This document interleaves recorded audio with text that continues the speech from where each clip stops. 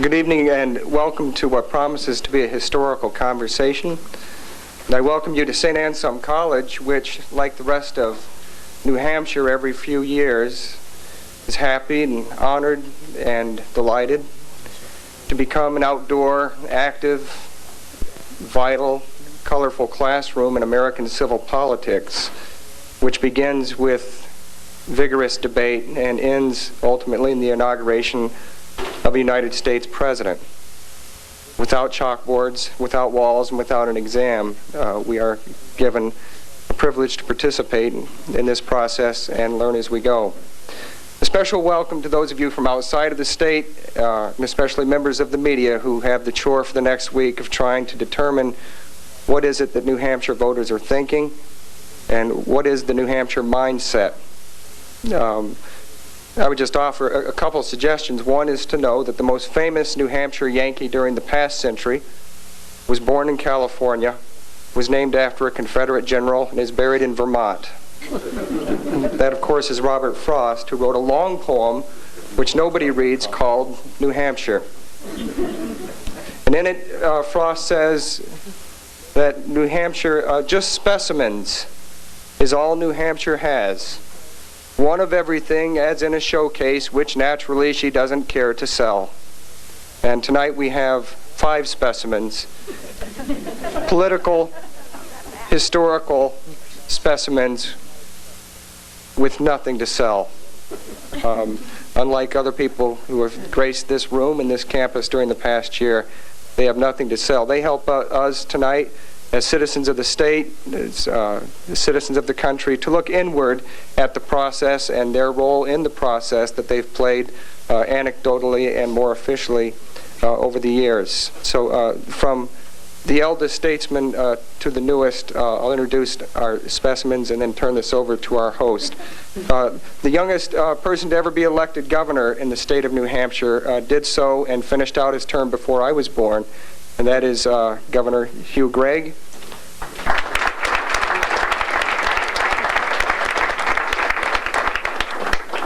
Besides begetting another governor who could not be here tonight because he's trapped in the weather in Washington, D.C., Hugh Gregg is also, as you know, a champion of the first in the nation presidential primary. He was elected in 1952 on the same ticket as Eisenhower. New Hampshire prides itself on that 2-year term for governors. He's the only one up here who actually served only a 2-year term from 1950. You remember? Sometime in the early 50s. 1953 to 1955. Next to him, Governor Walter Peterson, governor of New Hampshire from 1969 to 1973.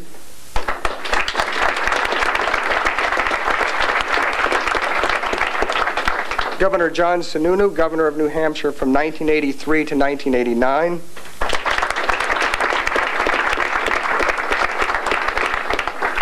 And Governor Stephen Merrill, governor from 1993 to 1997. And our present governor, Ms. Jeanne Shaheen, was elected governor in 1997 and serves still until this very snowy night to the present. Would you like to tell us what the second date is? I could just say on behalf of all of us, we have not forgotten any of you, your spouses, or your families, the service that you and your families have given to make this a better state for all of us to raise our own families.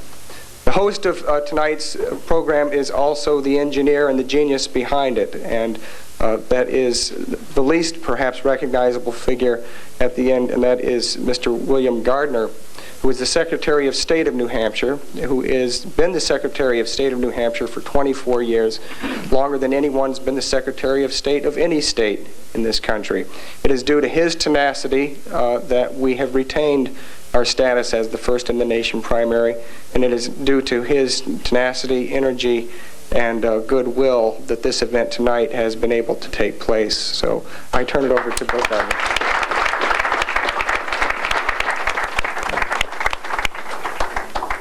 Thank you very much.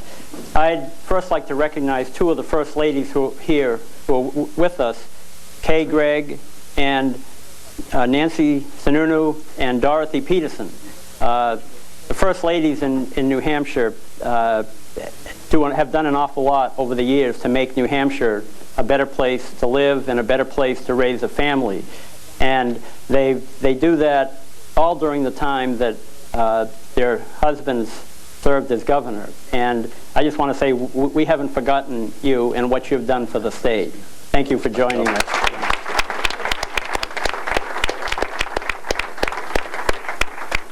It's been my unique opportunity for several decades now to work with each of these governors in different capacities. Most of them have shared the second floor of the State House. The Secretary of State and the governor have offices on the second floor, and you tend to get to see each other more often. I'm very grateful that each has been able to come out in a night, typical New Hampshire winter night, although we've got quite a blizzard going, and your attendance here is a testament to your fortitude to get here, and particularly you, governors. I know you've made a special effort to come out. We're going to begin this evening with a documentary, about a 5-minute documentary.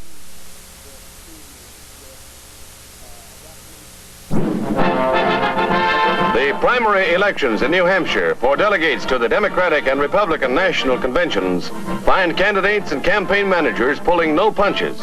Everyone is in there pitching in an endeavor to gauge the mood of the American people. This is the first real popularity test for the favorites, and Senator Robert A. Taft comes to New Hampshire to make his bid.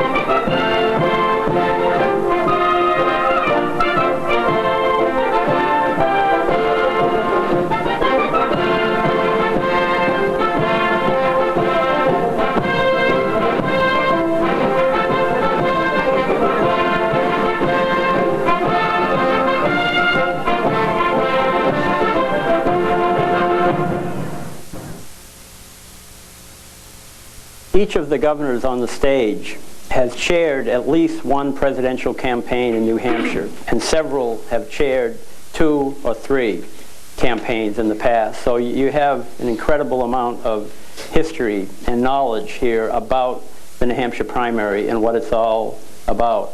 I'd like to begin this, since here we are during the last week, and we've had the Iowa caucuses now. I'd just like to throw out, we've heard a lot about the effect the Iowa caucus has on New Hampshire voters. We've heard it every 4 years. And I'd like to ask the governors just briefly to comment about what they think, if there is an effect at all on New Hampshire with respect to what happens in Iowa. And any one of you be willing to begin that? You want to? Well, as one who thanked Iowa for being wrong in '88, as they always were, I think the most significant impact of Iowa is to make New Hampshire more important. And it is interesting that Iowa, I believe it's correct, that nobody has ever been elected president having won a contested Iowa caucus, where no one has been elected president unless they did win the New Hampshire primary, except for the time that Paul Tsongas, his favorite son, came in ahead of President Clinton. But if you eliminate the favorite son, those two statements are both absolutely correct. So if those were true, and you were running for president, and you had a choice of only winning Iowa or New Hampshire, it's quite clear that you ought to pick New Hampshire. So I've often said that Iowa picks corn, New Hampshire picks presidents. I hate to keep picking on them, but in reality, they have set the stage. They have set the stage for New Hampshire to be influential, and frankly probably have set the stage for sons and daughters of New Hampshire to reap the rewards of the success of a presidential candidate in New Hampshire.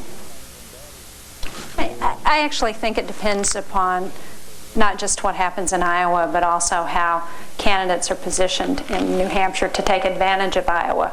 In fact, in 1984, it was Gary Hart's second place win in Iowa that really helped him get a bump in New Hampshire. And one of the things that we did on that campaign that I think was very helpful is, instead of leaving him in Iowa the night of the caucuses, we brought him to New Hampshire that night, so that when he finished second, every reporter who wanted to interview him interviewed him in New Hampshire, and that helped tremendously in his subsequent win in the New Hampshire primary. I think the states are very different in that I think Iowa is an organization state and New Hampshire is a very personal state. New Hampshire talks about issues, it really wants to know the candidate, and the organizational blocks that are very effective in Iowa aren't nearly as effective in New Hampshire. My experience is quite different than Governor Sununu's, because I was served at a time when there was a run on the New Hampshire primary, and I actually had to go to Ames, Iowa, and appear with Governor Terry Branstad in an effort to hold the status of Iowa and New Hampshire, which was under siege by Arizona, Delaware, Louisiana, and so we actually patched things up for a while. And the states are remarkably similar. Their results are very different. To win in Iowa, I agree with both governors. It doesn't mean you're going to win in New Hampshire for a second. Well, 1972 was the only time when a candidate from Iowa and a candidate became the same candidate in New Hampshire and went to the White House. So infrequently that ever happens that I don't think Iowa is relevant anymore. Well, 1972 was the first year that the Democratic caucus in Iowa was ahead of the New Hampshire primary.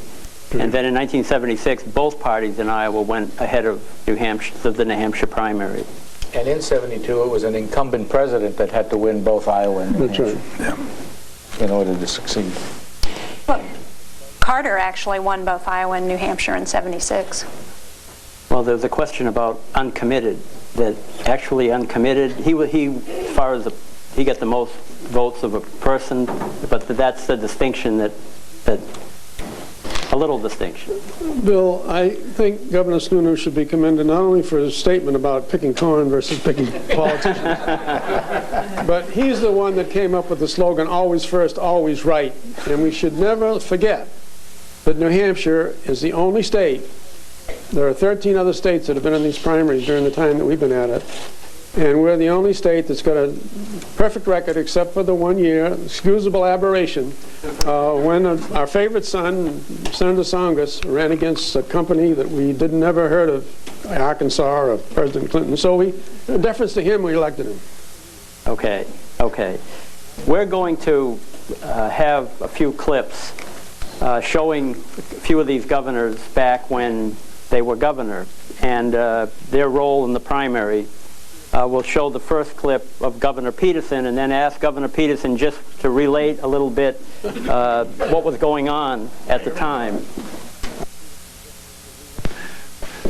Now, you've asked me about the support of Governor Peterson. And let me say just this, that I wouldn't have taken this job as chairman of this committee if I didn't feel that I had the complete support of Governor Peterson. And he has evidenced that to me in a private conversation.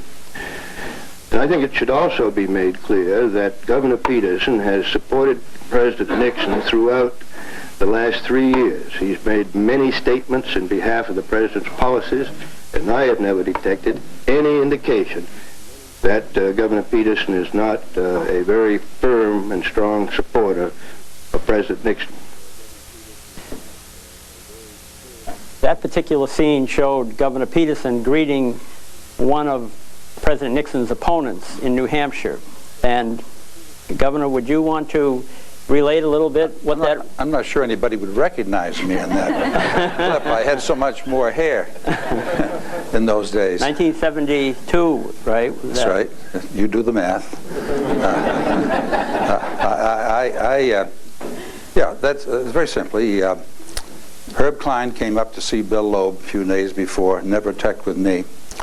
And so I said to Stuart, Stu Lamprey was my assistant, and McCluskey wanted to see me, and I said, we'll go out and we'll shake hands with McCluskey, and that'll get in the papers, and that'll send a message down to the president. If he wants to keep people together up here, he better let me know what's going on. I know more about what's going on than he thought I did. But I supported Nixon, and I said, well, in the end, we'll probably do that. But I don't appreciate their coming up and going down and talking to somebody and from my perspective, scheming against me. That's the way it was then, and I don't take that. I just said, well, this is the way to send them a little message. Was it customary that you as governor would greet all the candidates? Yes, probably everybody else had the same. I can remember talking to George McGovern and Scoop Jackson and the people of the various times, and wonderful opportunity to serve here, and they all come here. And it's a wonderful opportunity to meet them and take their measure and get to know them a little bit as you do as people. Yeah. Our next clip will be of Governor Sununu in the last day of 1987 and the first day of 1988.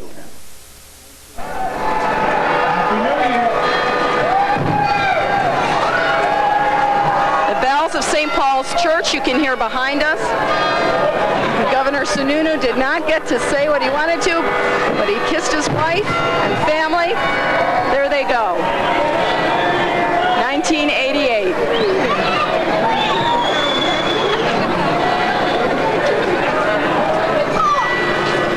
There is Vice President George Bush walking below the podium. He's coming up now, saying hello. Kissing his wife, I believe, and Jane.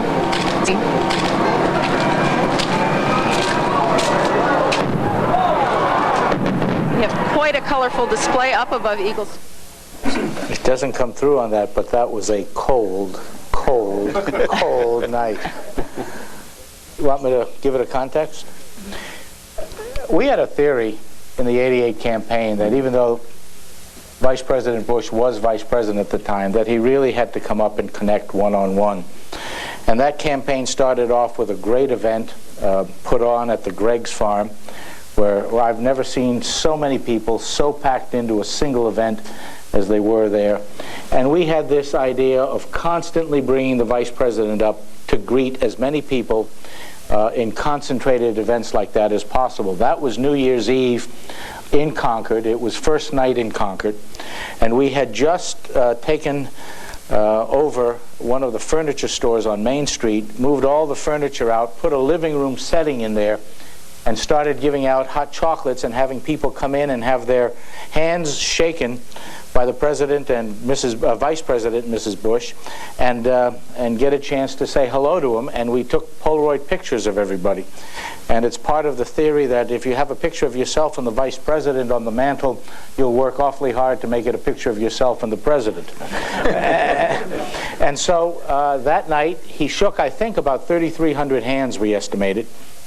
and went over to the State House for the fireworks. And I think the surprised look on my face is that the fireworks started about 2 or 3 minutes early, and we never got a chance to greet the people and set the stage for the Vice President. But I really do believe that campaign and George Bush's willingness to participate in that campaign as Vice President in what I call a see me, touch me, feel me mode really was the reason he was able to do so well in New Hampshire after coming out in difficult straits from Iowa.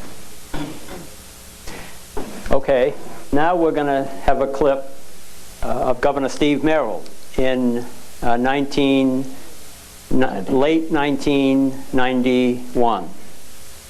Leadership that Bob Dole has shown in the Senate, working along with Newt Gingrich in the House, trying to do what America needs. But now, we need a president with the commitment and experience to get the job done that we have started. Hey! Let me...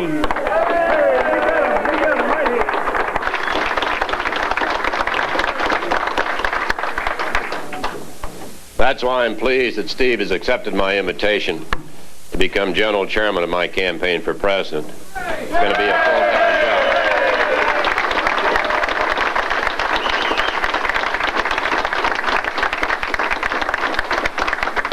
He will help guide our campaign here, yes, but all across America. Good morning. Oh, you're all done? All done? Good morning.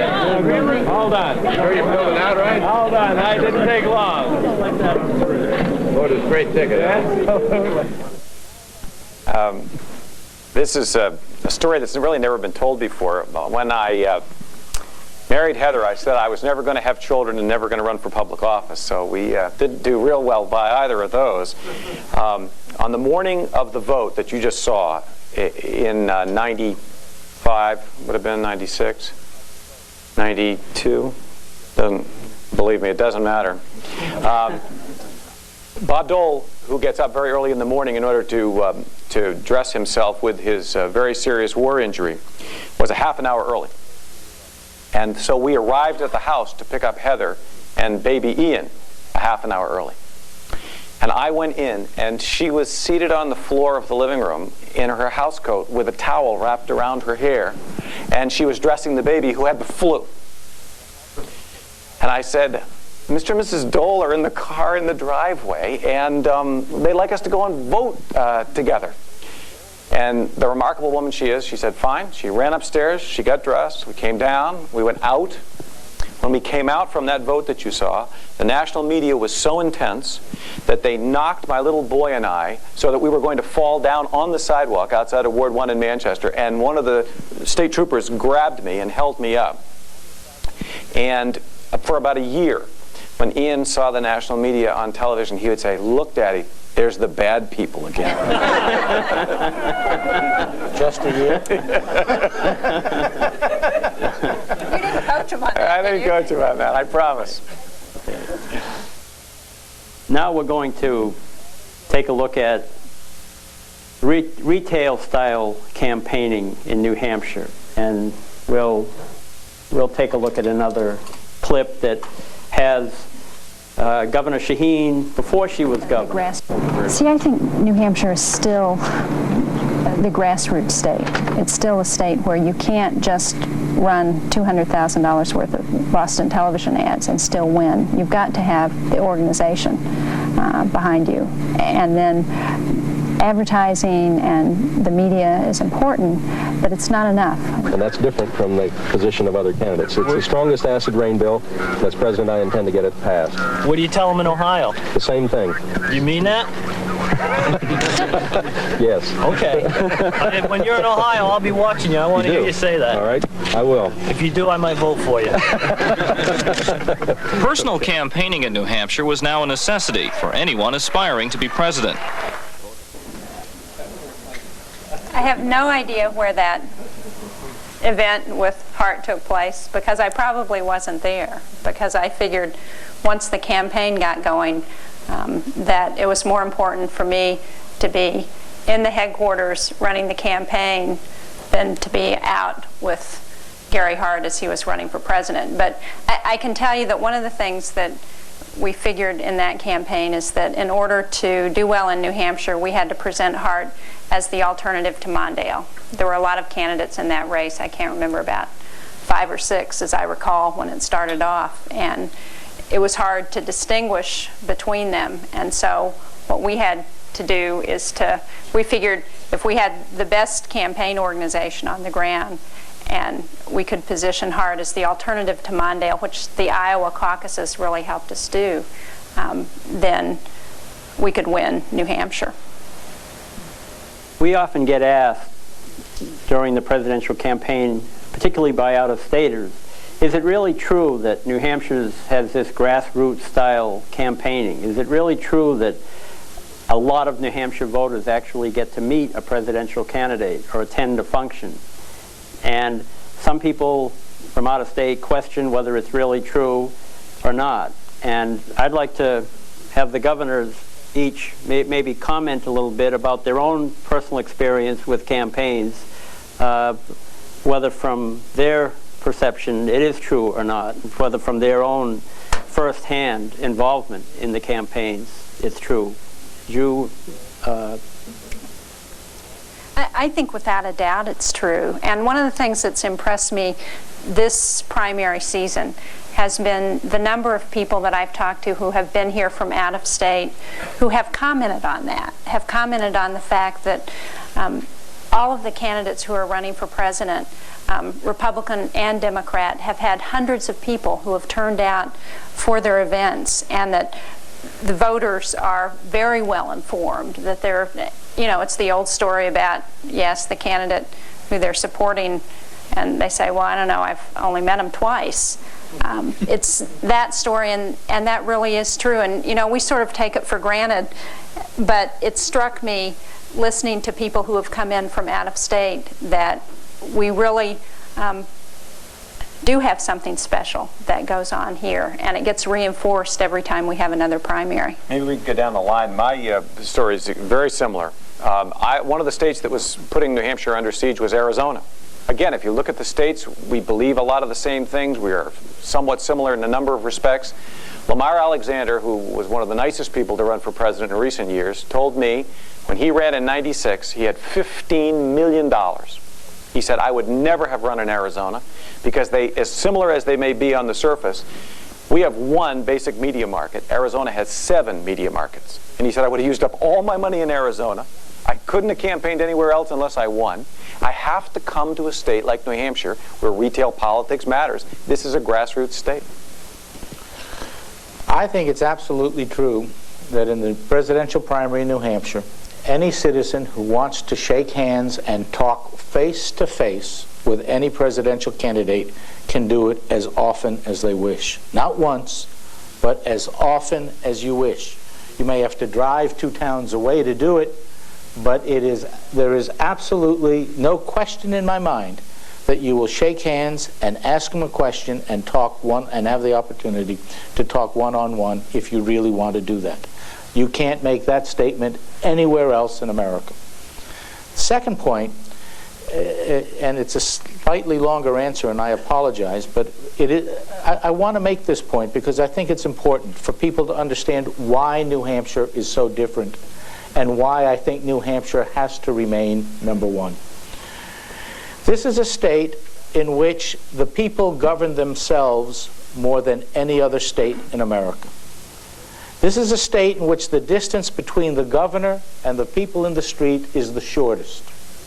And this is the state in which people participate in governance more than any other state. We have a 400-person legislature. The reality is our towns decide more than the state the impact on our pocketbooks.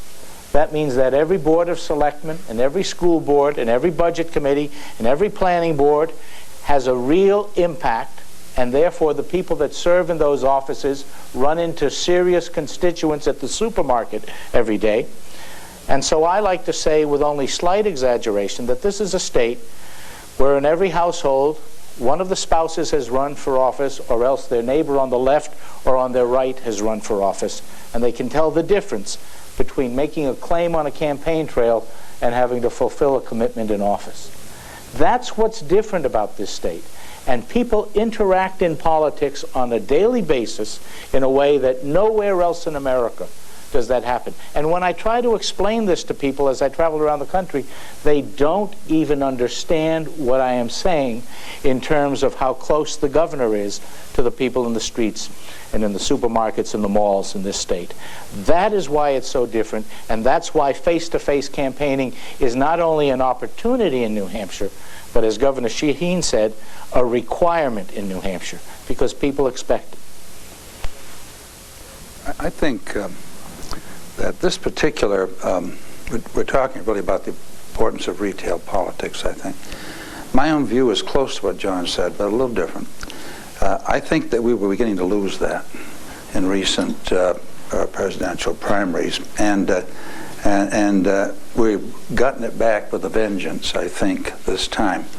The fact that John McCain and Bill Bradley came here and did so much personal campaigning forced a change in strategy, I think. Forced George Bush, for example, and Steve Forbes, and Al Gore's here a lot, as you know, Governor. But still, you had to meet the challenge, and that's given brought us back to more of what they were aiming at when this primary was set up in the first place, I think. So I think this is one of the most, as we don't know how it's going to come out as we meet tonight, but I think this is going to be one of the most significant or more significant presidential preference primaries in my lifetime. And I've been involved at one position or another with just about every one, going back against John, sometimes to my sorrow, but I don't remember when. So we're working silently, John. But I really think that's happened, and I think that's good for the process. It's really democracy in action. If you've been to any of the events, and I've been to events for every candidate, I've seen tremendous crowds, larger than usual, with real enthusiasm and asking questions, so that's why I say that we're a part of something, maybe a little too close to it to fully appreciate it, but it's a wonderful thing, and I think it's probably one of the best examples of what the original founders hoped would happen than has happened in recent years. Governor Gregg, you have been the author of 2 books that you've written extensively about the New Hampshire primary in those 2 books, much of which included this notion of a retail campaign, and you're sort of looked at as the senior, the dean of this idea of retail campaigning, and practiced it in particular during the 3 presidential campaigns that you chaired in the state. Do you have anything further to add on to what previous governors have said? Well, first off, I thank you for those very flattering remarks. I'm not much of a campaign manager. None of my candidates ever won, but we had a good time running. I was chairman for Rockefeller, for Reagan, and for Bush, and they all lost when I was chairman. But it was worthwhile. We all had a good experience, particularly the candidates, because they didn't win here. However, it's true that we are not a meteor state. Mr. Forbes proved that quite conclusively last time. He came up here and he spent about $4 million and came in 4th. It's the reason we do so well, and I'm just adding up what these other folks have said. We have more elections in this state than any other state in the nation, largely because of our 2-year term for governor, our large legislature, and the proliferation of people that are elected at the local level. So we're always election ready. We're always electing somebody to something. Just this last couple of weeks, we elected the mayor of Manchester and the mayor of Nashua. We're always voting on something. So it's always conscious. We're ready to go. But statistically, we have demonstrated and proved now that this is just not a lot of eyewash. It's actually a fact. The Library and Archives of New Hampshire's political tradition commissioned a study to determine what the impact of the primary was on the state. And we discovered by extensive surveying, which is entirely unrefutable, that every 5th person in New Hampshire shakes hands with a presidential candidate. Just think of that. Every 5th person. Can you imagine that happening in any other state? I want to add something because it's implied in what all of us said, but I think it's important to repeat, and that is that this process is not just good for selecting a president, but it's good for the person who actually becomes president. You know, I happen to be an Al Gore supporter in this primary race, and I have watched the difference in him as he has been in New Hampshire, answering questions from voters, being out on the stump, having to talk to people and respond in a way that you don't ever have to if all you're running is a media campaign.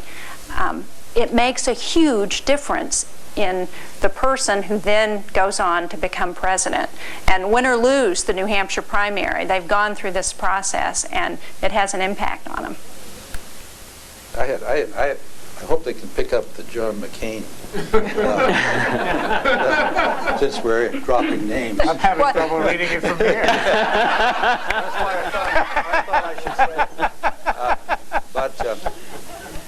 I talked to a friend of mine who's very strongly for George Bush, and it's affected our friendship temporarily. He'll get over it. And what I said to him, trying to ameliorate the situation, but I said something I think is true, that it's much better for candidates to have a stern test and find out early in the game, you know, what it's like, and not wait too long and then be caught. And so the people who emerge from that kind of test are stronger, better candidates, I think, and well, naturally, you know, who I hope wins. But I think that whatever happens, that the candidates will benefit from that, because this has been a real time of testing. You know, Walter, you said it well a moment ago. Yeah. We're 6 days from the primary in New Hampshire, and you said we don't know who's going to win. Yeah. All we've heard was that this was going to be the most boring presidential election in history because it was a coronation.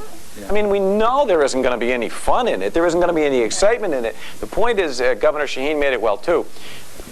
When the candidates get in those malls and in those stores and in those schools and hear those questions, they no longer look quite as regal as they did before. Okay, we're going to go to the next topic. It's titled Great Expectations. With each candidate unopposed, the primary became a numbers game. The contest was to turn out a record number of voters. If Nixon unopposed could not do at least as well as Eisenhower had done in past primaries, the viability of his candidacy would be questioned by national party leaders. The same was true for Kennedy, whose standard of measure was Estes Kefauver. And therefore, what we start here in New Hampshire today, I believe must succeed next summer and next November. And therefore, I want to express my appreciation to you and ask you for your support in the primary this March. Thank you very much.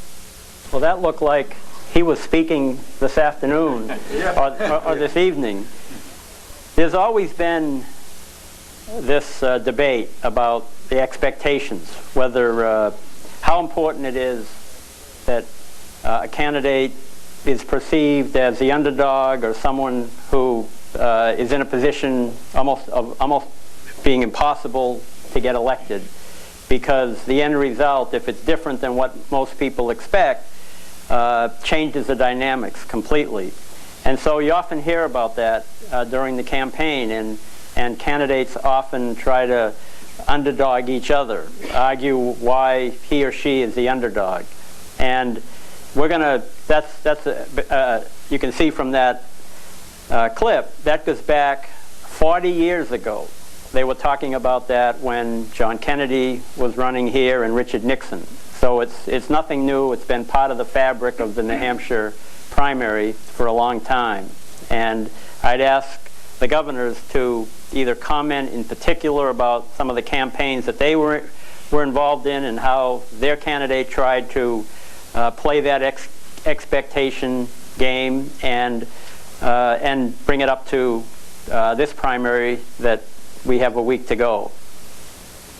And you want to start, Governor Shaheen or Governor Gregg? Let me comment on a race I was not involved in, because I think it's the classic expectation game example. And that's the Gene McCarthy-Lyndon Johnson race in '68. And I'm doing this by memory, but I think Gene McCarthy got about 37% of the vote. And since he had been expected not to get anything, or virtually nothing, a sitting president decided not to run. I think I'm right on this, but I will say I may be wrong. I think Lyndon Johnson got over 60% of the vote as a write-in candidate in that election, which nobody thinks about. That McCarthy was on the ballot, got 37%. Lyndon Johnson was not on the ballot, got over 60%. And you know how hard it is to get people to write a name in. And for the life of me, I have never understood why the Johnson people let that perception of not having done well in New Hampshire stand. But I guess perhaps he didn't want to run at all. But there is a perfect example of expectations and result being set against those expectations, I think, that had a tremendous national, frankly, international, and long-term impact on this country. A lot of times it's a spin, though. If you think back to the campaign where Bill Clinton came in second, and yet essentially he claimed victory as a comeback kid, and Paul Tsongas had won the victory, you know. And if Johnson had someone like you as an effective advocate for him, John, he might never had to abdicate, let's say, his office. Well, you young kids won't remember this because you weren't around, most of you. Waller was around, but the rest of you weren't even here when Ike ran against Taft. But when Ike ran against Taft. But you'll recall on that one, Kefauver ran, the senator, pretty much unknown, against Harry Truman. And similar to the case you just mentioned, John, Kefauver did so well that Truman did not run again. And it's another case where the media frequently picks the expectation, not the candidate. The candidate always underscores what he's going to get. But the media picks the expectation, and very frequently the media is wrong. I mean, the Hart case was another good example of that. So, and it is interesting to think that a person can run up here and scare out a gentleman who is existing president, such as Johnson and Truman were at that time. You know, I think one of the things that has changed about the New Hampshire primary over the years is the media. There are so many more people covering the primary today than there were even in the mid-'80s. Like roaches. It's dramatic.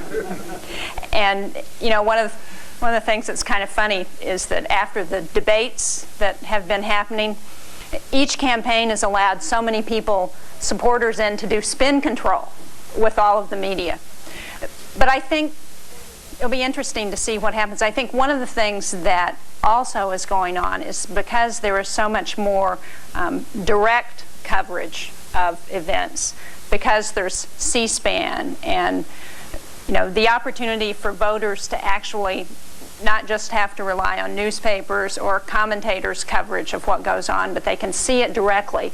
You know, we can all see what happened in Iowa with the debates, and we can watch the debates live on television. I suspect that not too long in the future that all of that spin will have less of an impact rather than more on what people actually think. I think that expectations are the third rail in New Hampshire politics. I think that that's what finishes you off faster than anything else, and you've got to be careful of it. I served with Governor George W. Bush. I'm a very big Bush supporter. I've been saying to them from the beginning, if you are making a mistake, it is that you assume that you're the front runner. There's no such thing as a front runner in New Hampshire. I promise you. You just become a bigger target.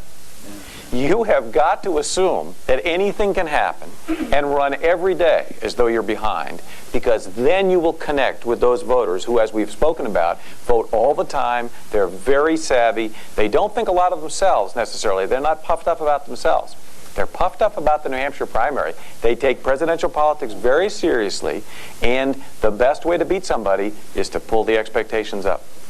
They treat it as a responsibility. Yes, they do. The voter in the state treats participation in the presidential primary as a responsibility, and they work at it. They don't just sit there to receive information. They are active participants in the process. They go to coffees. They go to rallies. They go to meetings. They distribute literature. They participate in phone call processes. It is a very active process. And again, I think there it's very much unlike state. On the expectations game, I have a question. I'm not sure I know what the expectations are this year. Is Vice President Gore expected to win, or is Mr. Bradley expected to win? Is Governor Bush expected to win, or is Senator McCain? I honestly don't know what the current today's spin is on that. And it just Steve Forbes now, or after Steve. Iowa. Yeah. So they have spun themselves into uncertainty right now, and who knows how deeply they'll screw themselves into the ground. I had an interesting conversation today with a student at West High School, and she was voting in her first primary election, and she was an independent voter, and I said, well, who are you going to support? And she said, well, you know, I haven't really decided. I'm looking at McCain, and then I'm looking at the Democrats, and I said, well, how are you going to make up your mind? And she said, well, you know, I'm not really looking at the issues so much. She said, what I'm really interested in is how the candidates respond to people who ask them questions. Do they seem like they're telling the truth? Do they seem like they're really answering the questions, or are they sidestepping the questions? I thought it was a fascinating response, particularly from somebody who was voting in her first election. When I ran for the first time for governor in 1992, I debated my Democratic and Libertarian opponent 13 times. That isn't 12 times more than I wanted to. It's 13 times more than I wanted to. But everything that they've said is true. It made me a different person. And if a presidential candidate comes in believing that they can set the agenda in New Hampshire, it's the kiss of death. When I ran for governor, since we're talking about ancient history here, when I ran against Emil Bouchard, he had two Irish fellows that took notes of our debate. And he got, they took notes of everything I said. In the next debate, Emil would be saying what I'd said the time before. They'd memorize it. That must be what was the right thing to say.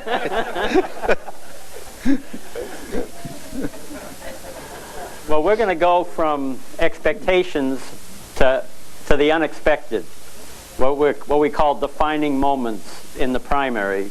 And we'll turn to the next clip. Leader played it absolutely straight. Nancy Mearsman wrote the article and mentioned nothing about Muskie crying, just reported what had happened in terms of what he'd said about Loeb and so forth, and that was all there was to her story. Neither then nor later did I have much doubt about what I saw, although, as you know, he disputes that he was weeping, says that was just melting snow coming down. Oh, yeah. Every time it comes up to this day, when people hear that I worked on the Muskie campaign, the first thing they say is, oh, too bad he cried. He was a good man. Too bad he cried. I've had that. I mean, you know, I had that just the other day. Somebody said that. People still say that. In the middle of discussions, while we're still trying to negotiate to get everybody on the stadium on the stage, and we're still trying to negotiate to open it up to all the candidates. But Judge Bush marches up in through the door and up to the stage and sits there alone.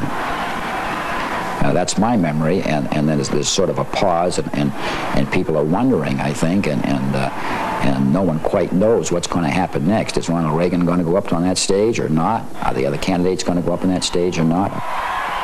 To have all 7 of them there at once was, I think, not coincidence. When did you know or finally accept the fact that all 7 were going to come out on stage? When they walked past me onto the stage. The first I knew that they were going to be on the stage was when I saw them coming out on the stage. Someone did ask me if chairs were going to be provided, and I said no. They don't. The fireworks begin. President Reagan If we may have the first question. wanted to make an opening statement. The statement was not provided for in the format. To make an announcement would the sound man please turn Mr. Reagan's mic off for a minute?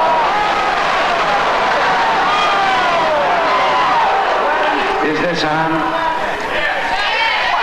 Mr. Green, would you turn that microphone off? You asked for me if you would... I am paying for this microphone, Mr.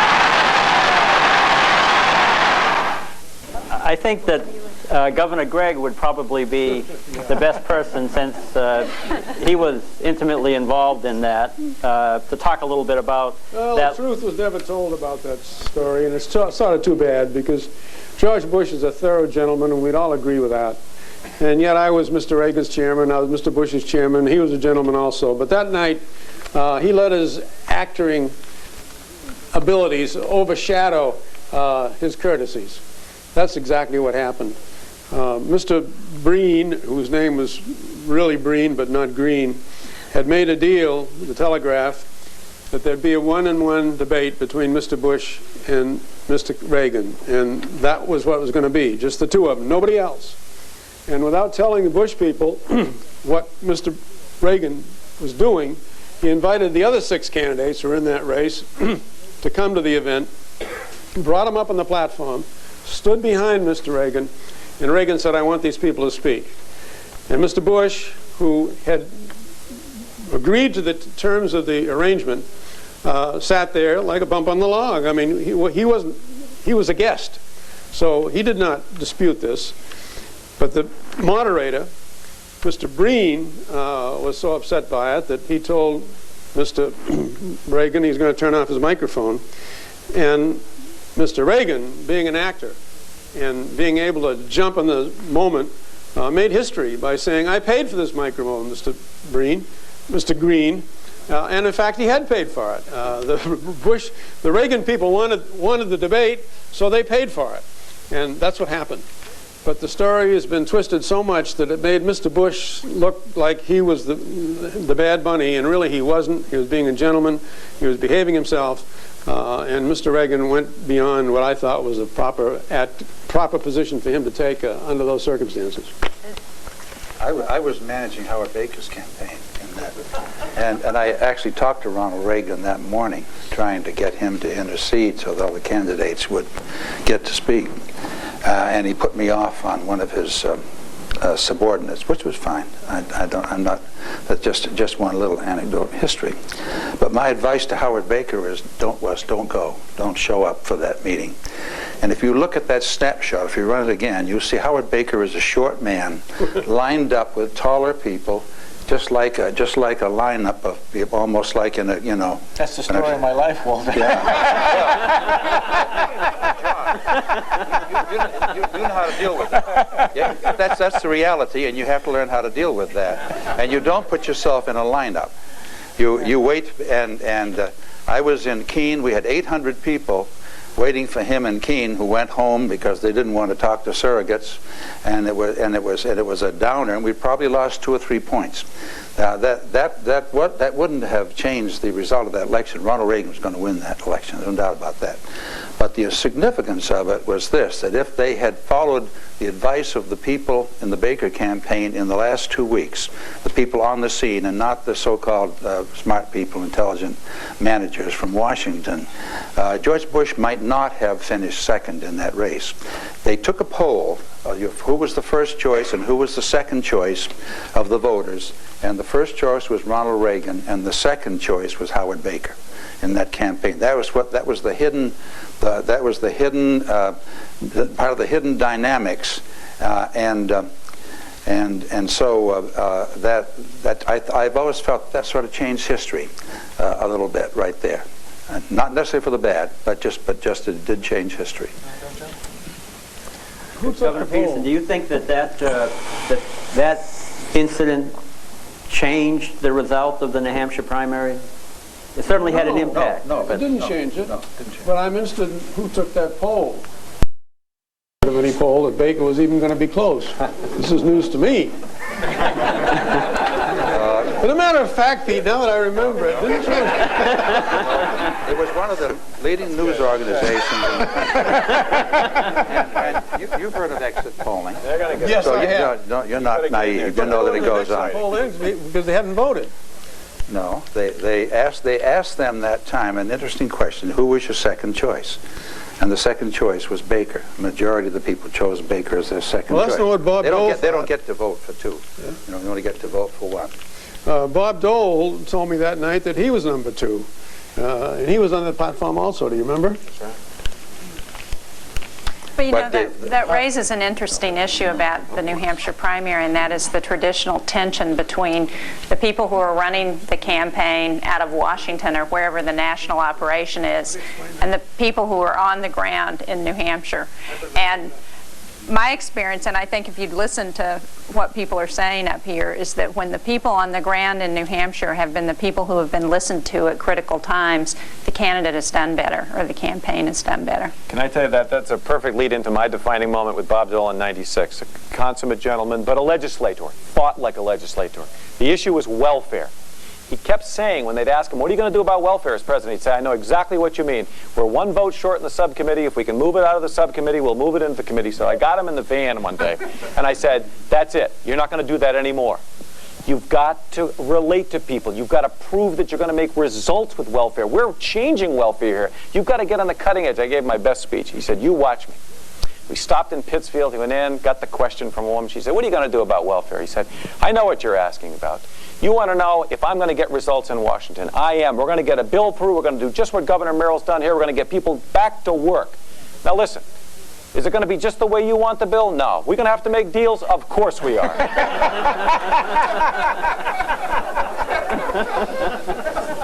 That was it. Governor Shaheen talked about the difference in running a campaign from here and running it from Washington, and it is very real. And you can't let the media get you off what you think is the right thing. The defining moment for me in the Bush campaign on '88 is probably a moment nobody ever noticed. And it really was a morning like today when the snow was coming down. We had that snowstorm right after Iowa. And we had made a commitment to go north up to Wolfboro for an event with a whole series of events up in the North Country. Well, the Washington folks thought we were crazy going north. There's no votes in the north, they said. The media said, oh, it's the dumbest thing we've ever heard, going up to the North Country. And I and Governor Gregg and the rest of the folks involved in the campaign said, we're going north. And so we piled in and we took this slow trip. We stopped in Laconia and did an ice fishing tournament, which the press thought was weird. And then went up north. There were 4,000 people at the high school in Wolfboro. They had been waiting for an hour because we had slow going up there. The president, at that time, the vice president, got a tremendous reception. And we came back. And the reason I say that was a defining moment is that when you go back now and look at the statistics of the result, George Bush ended up with about 38% of the vote, I believe, in the primary in the state, and was about a 10-point winner. George Bush got 50% of the vote in Carroll County. George Bush got 50% of the vote in Coos County, and got close to those numbers in the other North Country region. George Bush's margin, half of his full margin, came from the northern part of the state. They were waiting to be asked to vote for him in the primary cycle, and of all the candidates in that primary at that time, he went up and did the asking. The others found it too inconvenient in that hard traveling week to show up there. And I believe that was the defining moment, or at least one of the defining moments, in that 1988 campaign that made the difference. George Bush going north against the conventional wisdom of the Washington handlers, against the conventional wisdom of the press, and I think made a difference. And it is something not paid attention to. I will tell you that I was asked informally in the '96 election by Senator Dole's campaign what he ought to do, and I gave him the same advice. I said go north, and I will tell you they did not feel comfortable going too far outside of Manchester. And I think a great deal of Senator Dole's problem is that they were only asking in a short radius around Manchester on a personal basis and not throughout the state. I don't want to personalize it too much, but the most successful weapon I ever had up north, where I never did very well, was one year when I sent Dorothy up and stayed home. She drew more. But that worked in the South, too.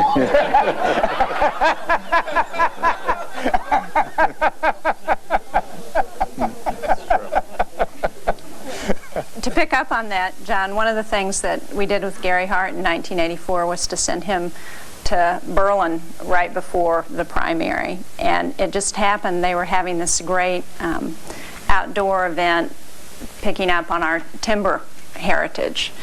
And they had this great contest where people did, the sawing back and forth of timber, and they did a log rolling contest and a whole bunch of things, and one was an axe throw.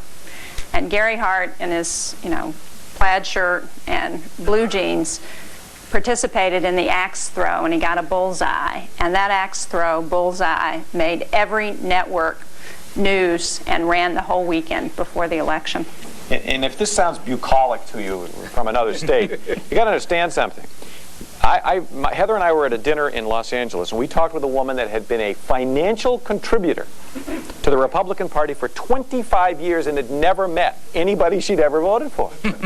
Because she lived in Los Angeles. She said, I've seen them at dinners. They've been, at the end of the room.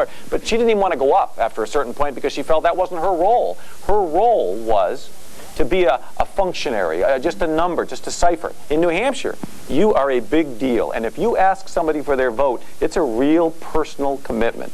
And that's what I think is so great about the state. You can't buy them. Well, we've had the First in the Nation primary since 1920. And each of you, while you were governor, before, some after, have all been tenacious, trying to protect the First in the Nation primary.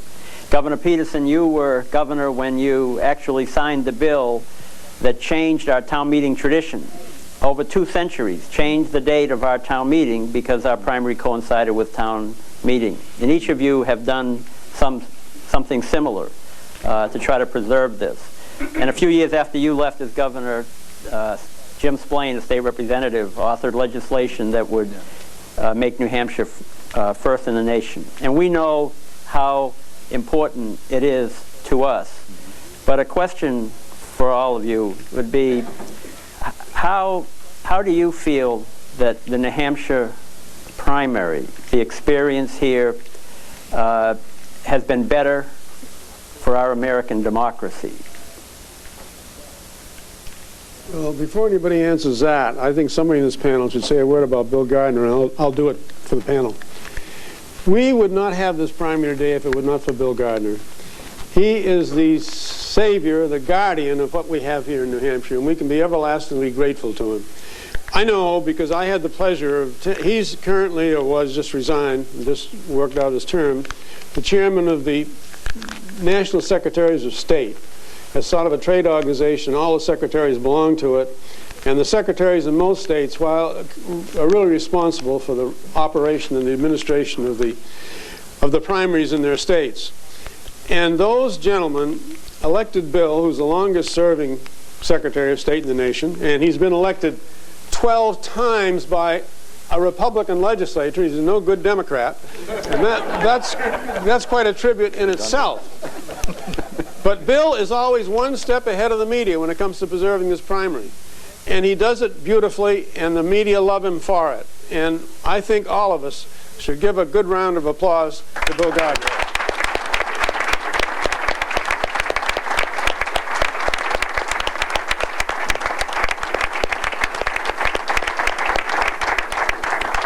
Well, that was very kind of you, Governor Gregg, but I know what the governors really do in this state and how you've been involved, and so it's really a shared, it's been protected because a lot of people have made a major effort. But let's get back to that question about what happens in New Hampshire. And we've discussed tonight the retail nature of the campaign. We've given, you have all given your insight, and we're going to have some questions when it's over. But how do you think that this event, as it plays out in this small state, makes American democracy better? Well, Governor Sununu. Governor Shaheen really touched on it. She talked about the evolution of a candidate she believes in the process, and it really does happen. If it wasn't for New Hampshire, you could run for president in this country without ever having to informally interact with any of the citizens. You could get away with doing it at staged events, from the stage, or through the media. And New Hampshire, it's beginning to happen in other places, but New Hampshire has set the style and forced candidates to get out there and run the risk of being asked a question they can't answer and therefore begin to do their homework better.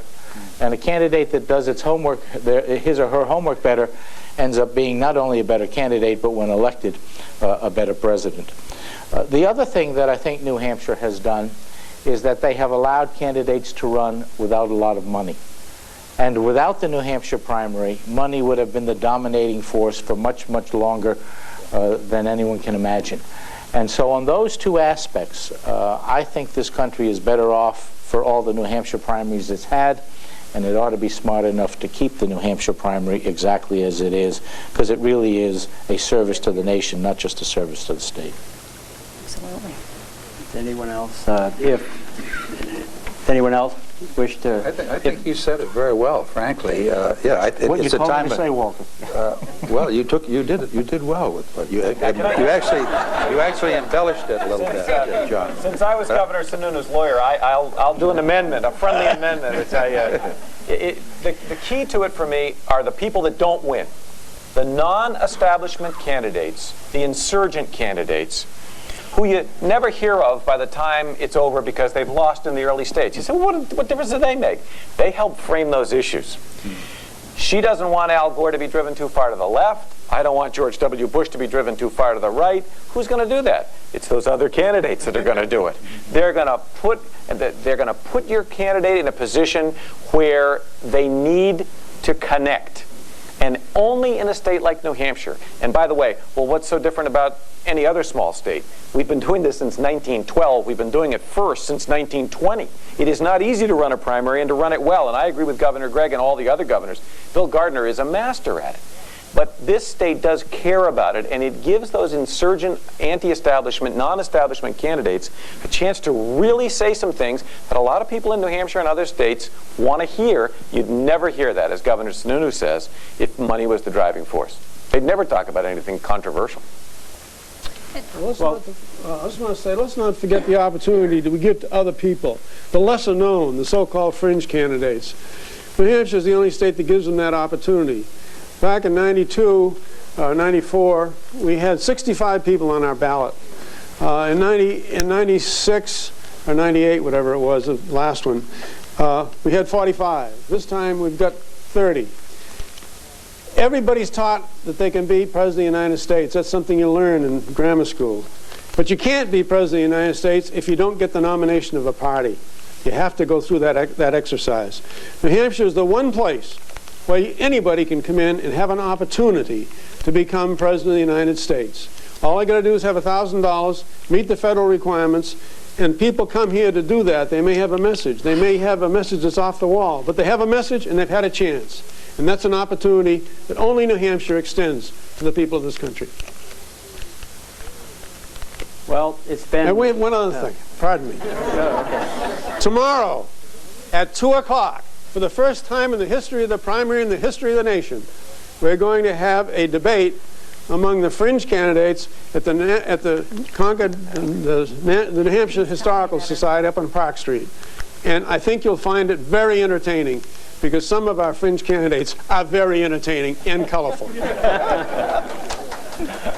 Well, with that, it's snowing outside, and it's been snowing all day, and these governors have been very gracious to come this evening, but they've also been willing to answer some questions. They said they would be willing to stay for a little while to answer questions. So if we have a few questions, I'll turn it over.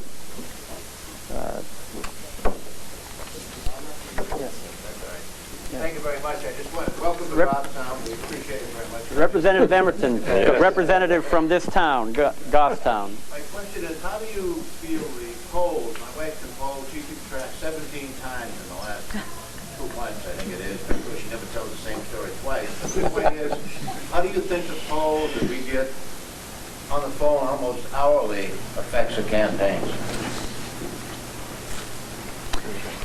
Well, if they're smart, I would say they don't let it affect them a whole lot, because we talked about the expectations game. I think polls have been one of the things that have influenced coverage of candidates. You know, I remember a headline in about the summer of 1983 in the Boston Globe that said, you know, race for president, race for Democratic nomination between Mondale and Glenn. And that was based on the polls. And, you know, there have been a couple of stories this week about the Democratic race for the nomination. And there have been like 6 different polls cited, and every one of them has a different total. So what the candidate has to do is set their campaign plan, set their message, and not worry about what the polls are saying. I don't think there was a poll in '88 going up to the primary day that had George Bush winning the election, the primary election in New Hampshire. Polls are hard to take. People don't understand what a great science there is to polling. There's a science of selecting the right sample, and really a science of asking the right question, particularly in a primary race where people allow themselves to be a little bit more volatile, I believe, than in general elections. And I do think you've got to ask more than who you're for, and you got to have a feeling for how firm they are and deal with some probabilities, and I don't think any of the polls do that. Don't let them ruin your night. Hi, Mr. Secretary and Governors. I'm one of the 30 this year. My name is Jim Taylor, and I am a candidate for President of the United States. And I'm very grateful to New Hampshire for affording the opportunity for easy access for candidates like myself. I do question, however, since the media increasingly seems to cover only the front runners on each side, I wonder if the primary is considered stepping in and sponsoring debates where all the candidates on the ballot are invited. And if so, why not? Why not make that as the next step to include everybody? Jim, with 22 candidates, you're going to debate tomorrow. That's right. You couldn't put them all on the stage at the same time if you wanted to. It wouldn't make any sense. You've got to cut off someplace to run a reasonable debate. It's that simple. Could there be a series of debates that included everybody? Well, we're doing that. We're going to have you guys on tomorrow. Even in that, it seems a two-tiered system where we're not considered major candidates. We're well, the media pretty much determines who the major candidates are. You're either going to be at least a congressman or a mayor of a big city or have a lot of money, or both, to qualify as a media candidate, as a major candidate. And that's the way it is. And we can't do anything about that. And we can only have so many people on the stage at once. And we're looking forward to hearing you tomorrow. Oh, I'm pleased to be there. I'm looking forward to you all hearing me too. So thank you. Thank you. Just a piece of history. It's interesting to see where Harold Stassen's place in the structure changed over the years as he remained a candidate but less and less visible. And to his credit, he always came to New Hampshire, always filed, and always ran. He's, he by said the he way, came from to the New same Hampshire, city like I to am. come to New Hampshire. I talked to him about 6 weeks ago because people in New Hampshire will listen, and he has an opportunity to get his views out just to have them talked about, and that's why he filed here. Governor Peterson, in an earlier remark you made, you mentioned William Loeb and, by extension, the Manchester Union leader. Could you comment from a historical perspective what the influence of the Union leader is today? Is it quite as influential as it was in your day, or less so? I think it's changed just as the state has changed. And what I see as a long-time observer is a time of transition. Not only is there a change in the leadership, but I think that there's also an attempt to analyze what has happened, the trends, the demographic trends, particularly the state, and to keep the same basic message but tailor it a little differently. That's what I think is going on at that newspaper now. And what I don't mean to talk just solely in generalities. Let's say that there are, for example, a growing minority population in New Hampshire that must be taken into account. It may not be major now, but it will be bigger in the future. I refer to the change in industry and the fact that we import many of the highly educated technical people in the information age come from other states from a different tradition, and that has implications for New Hampshire. And I think they don't quite know how to deal with that yet, but they're trying to find a way to deal with it. Both Bill Loeb never cared for me, but I always tried to treat him courteously. You never let anybody think you're afraid of him. And I will say about Mrs. Loeb that Mrs. Loeb treated me very courteously. When I was president of the University of New Hampshire for that year, I went over and called on her. She was very gracious, gave me an audience, and we had a good time together, and I appreciated that because and you don't want to ever fall into the feeling that someone is all one way or all the other. They're human beings, and if appealed to correctly many times, you can do a lot better with them than you might think.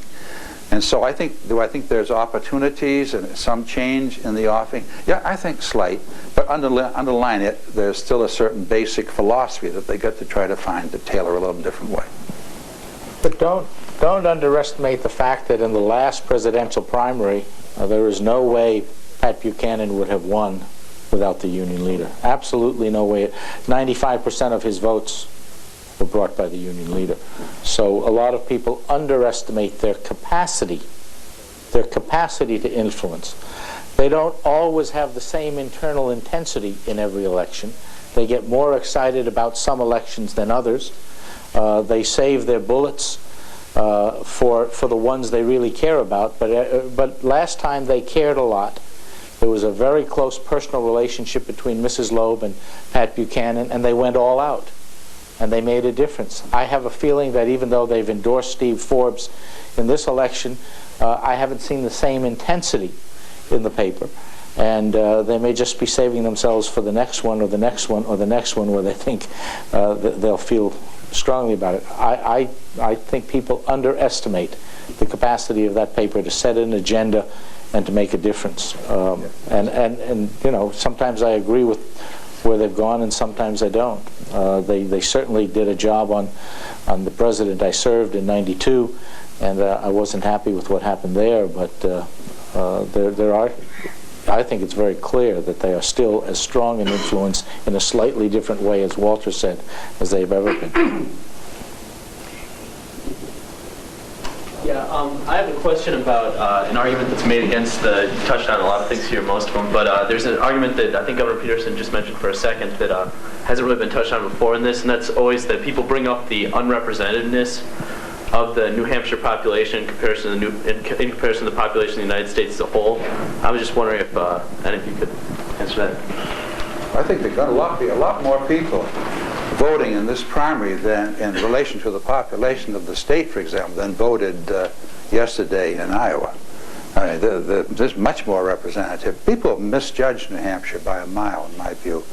We're one of the most industrialized states in the Union. We're 7th in the nation in per capita income, very heavily into the largest number of technically trained people in the workforce. New Hampshire is undergoing I know the governor is well aware of this, and I'm sure the others are, that it's a state in transition.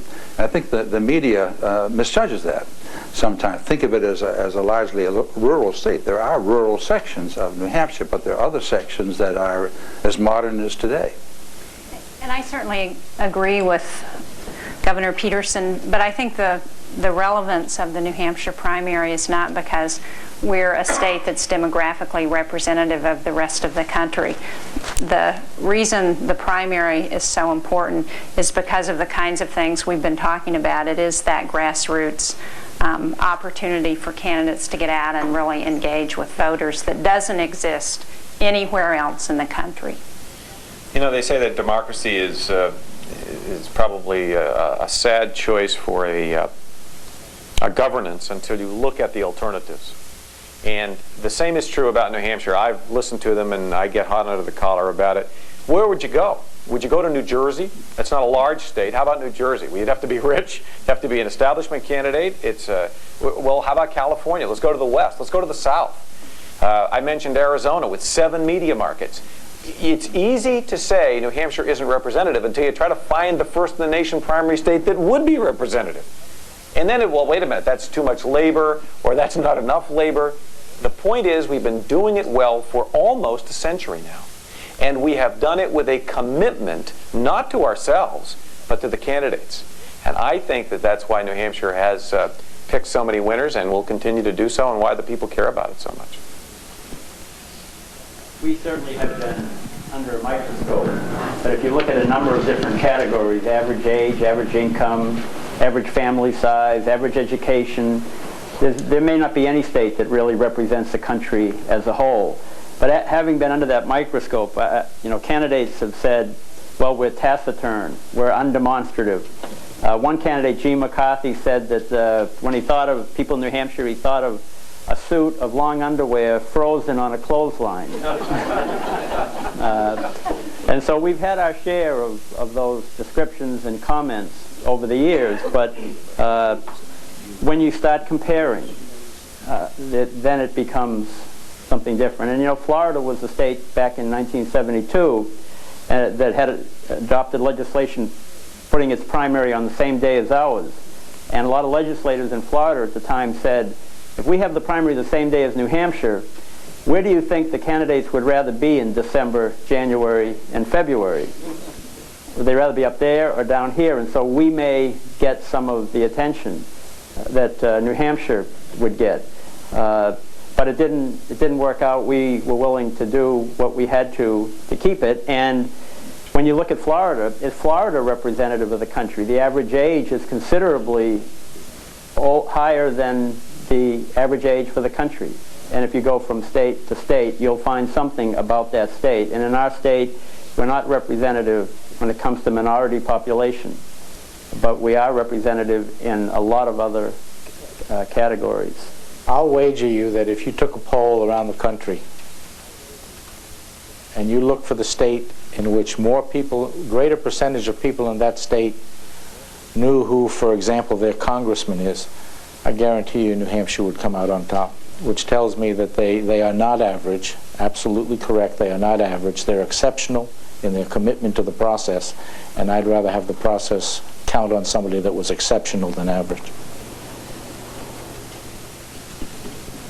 This year, the New Hampshire primary has been under a lot of challenging from other states, as you guys kind of alluded to earlier. Can another state legally hold a primary before the state of New Hampshire? What protects New Hampshire's interests besides just the state law? Before Bill answers that, let me tell you a story. The one time in my life I didn't tell the truth as a governor. I had a southern candidate come in. I think he was from the same state that Billy is talking about. And he was very upset that New Hampshire was going to hold the primary. I think he was upset that the New Hampshire voters didn't understand his southern accent. And he really was going to go and work to have his state move ahead of New Hampshire. And he wanted to know by law how far he had to move it in order to come before New Hampshire. And I must admit, I kind of exaggerated the situation. I told him that in New Hampshire the law was such that the governor could keep moving it forward, and frankly, if the other state moved it forward too far, that the governor could declare that the primary had already been held and announce the winner.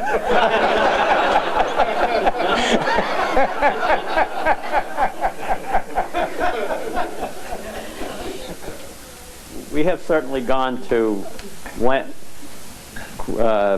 we've done almost everything to try to protect the primary, including changing a tradition in this state that had existed for over 2 centuries, changing our town meeting tradition, legislation that Governor Peterson signed many years ago. And we have steadfast been determined to do whatever it takes to keep the primary. And our feeling is that, we had the primary for over 50 years before it got challenged by another state. And during most of the decades, the early decades, it wasn't a significant national event.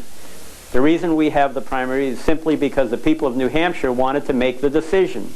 They wanted to choose themselves the delegates to the National Convention. They didn't want the party leaders to make that decision alone. The citizens here wanted to do it.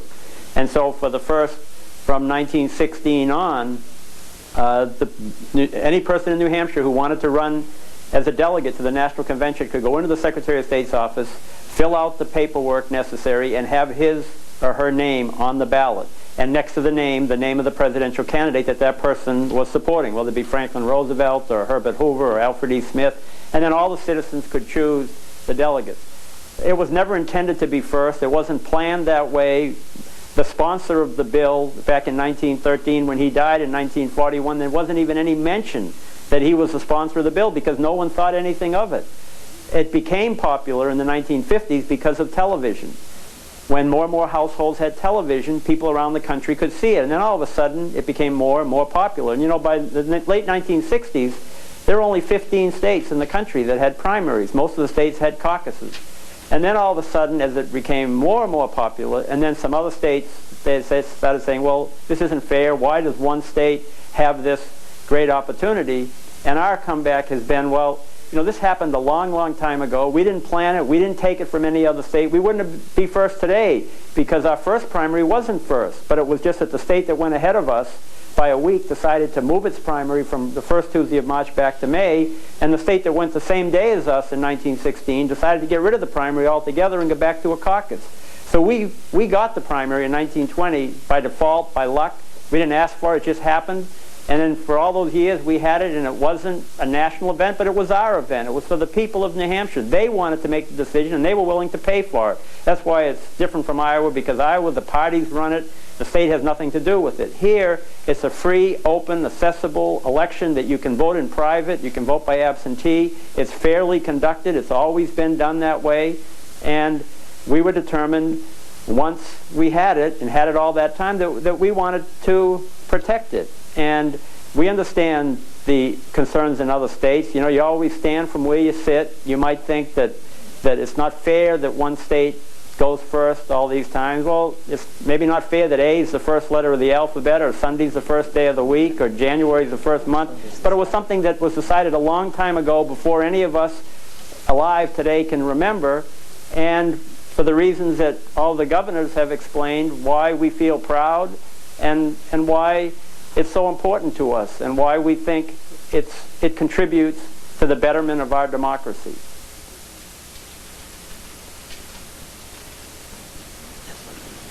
Hi, I was wondering, do you feel that since New Hampshire is such an important state now in the primaries, and since it's first, do you feel that the candidates are realizing how important the state is by doing more like community appearances and doing one-on-one contact, or do you see like a lot of candidates still making a mistake and not learning from past, like how Gary Hart made a comeback and made so many more appearances than like his front runners, such as like John Glenn and stuff? Or do you see like an increase in more appearances by even like the smaller candidates? You want to go first? Sure. You know, I think all you have to do is look at what's happening in this primary season to see that the candidates who have not recognized the importance of the New Hampshire primary have paid for that to some extent and are coming here more often.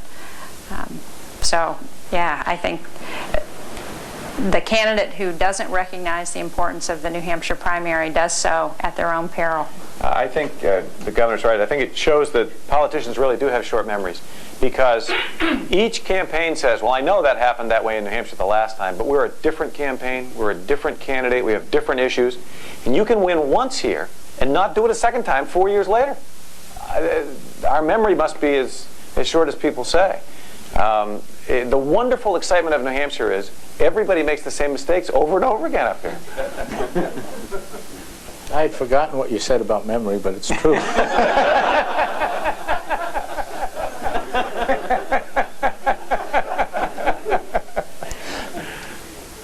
think the political professionals who make their living managing campaigns are apt to run every campaign on what worked last time. And there's been a movement of 4 years, and everything is different, and they misjudge badly. And if you want to know how to do best, come to the local people who are knowledgeable and take their advice, and you usually make out better.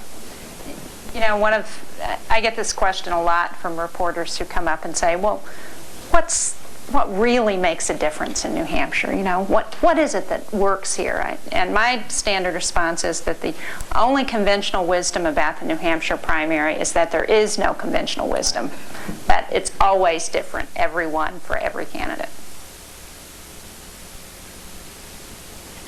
Well, I guess you're ready to hit the road. We want you to be careful driving home and have a safe trip back. I cannot speak for everyone, but I know Governor Gregg and I both have long underwear out of the line that we need to bring in. Bill Gardner, you have closed even more significantly the distance between we, the governed, and our governors. We are very appreciative to you for that this evening.